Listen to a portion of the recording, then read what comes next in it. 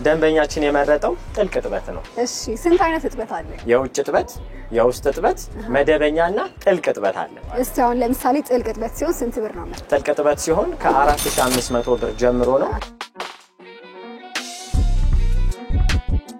የተንቀሳቃሽ የመኪና እጥበትን ነው ያሳያችሁ ያለው። እንደምታዩት ወጣቶቹም እንደዚህ በሞራል ነው የሚሰሩት።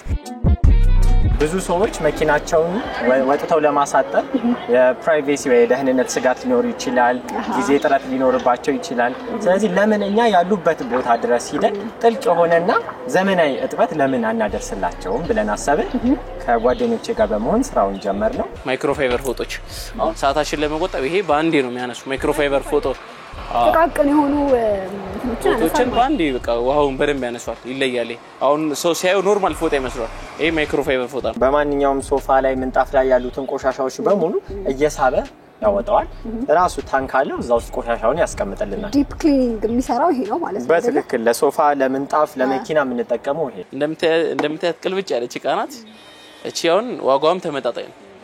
ጉልበቷም አሪፍ ነው። ያህል እንትን የምትባል ያለችም እቺን ደግሞ በ12 ቀንሼልሽ ያውን 10% ቀንሼ 13.5 ነው ቀንሼ ነው። ትልቁ የስራ ወጫችን ጄነሬተር ነው። ጄነሬተሩ ወደ 70,000 አካባቢ ብር ኮስት አድርጎናል። የውሃ ታንከሩ 10,000 አካባቢ፣ የጽዳት ብረሻችን 12,000 ብር ኮስት አድርጎናል።